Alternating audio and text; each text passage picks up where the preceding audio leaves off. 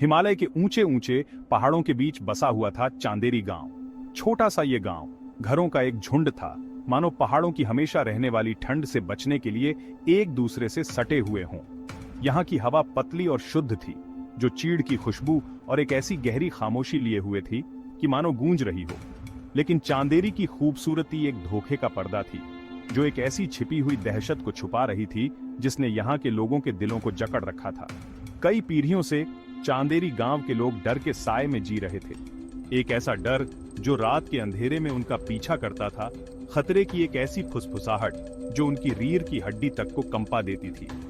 ये डर था भेड़िए का, एक ऐसा दैत्य जिसकी कहानियां यहाँ के घने जंगलों में गूंजती थी। ये कोई मामूली भेड़िया नहीं था, इसकी आंखें एक अजीब सी रोशनी से चमकती थी और कहा जाता था कि इसकी चीख सुनकर लोगों की रूह तक निकल जाती थी। चांदेरी में जीवन सादा था, लोग अपना पूरा दिन अपनी फसलों और जानवरों की देखभाल में बिताते थे। लेकिन जैसे ही सूरज ढलने लगता, घाटी में लंबी लंबी परछाइयां पड़ने लगती, वैसे ही अंधेरा छा जाने के साथ साथ डर भी उनके अंदर घर करने लगता।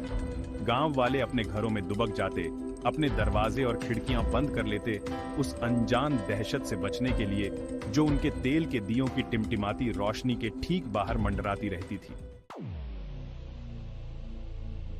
भेड़िए के किस्से पीढ़ी दर पीढ़ी सुनाए जाते थे, हर कहानी पिछली से ज्यादा खौफनाक।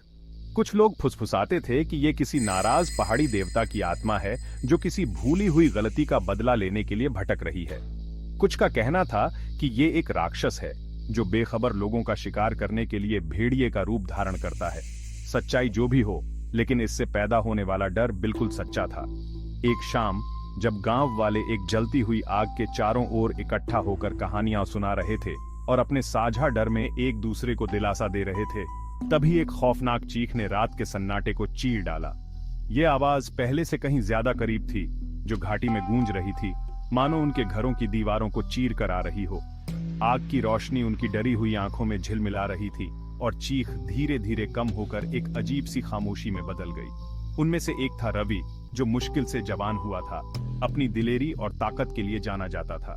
वो भेड़िए के किस्से बड़े ध्यान से सुन रहा था, उसकी भौहें चिंता से सिकुड़ी हुई थीं। उसने ये कहानियां बचपन से सुनी थीं, लेकिन इस बार कुछ अलग था। इस बार हवा में छाया डर साफ महसूस किया जा सकता था, खतरा बहुत करीब था। उस रात जब रवि अपनी खाट पर लेटा था, तो अपनी आंखों के सामने से चमकती आंखों वाले उस भेड़िए की तस्वीर को मिटा नहीं पा रहा था। उसने एक फैसला किया, वो उस दानव का सामना करेगा जिसने उसके गांव को दहशत में डाल रखा था। वो उस डर के साए को हमेशा के लिए खत्म कर देगा जो चांदेरी को सालों से सता रहा था। अगली सुबह रवि ने गांव के बुजुर्गों को अपना फैसला सुनाया। उसकी आवाज में दृढ़ता थी, उसकी निगाहें अटल थीं। बुजुर्गों ने, जिनके चेहरे पर सालों के डर और चिंता की लकीरें थीं, उसे रोकने की कोशिश की। उन्होंने भेड़िए की ताकत, उसकी जादुई शक्तियों के बारे में बताया और रवि से अपने इस बेतुके इरादे पर दोबारा विचार करने की विनती की।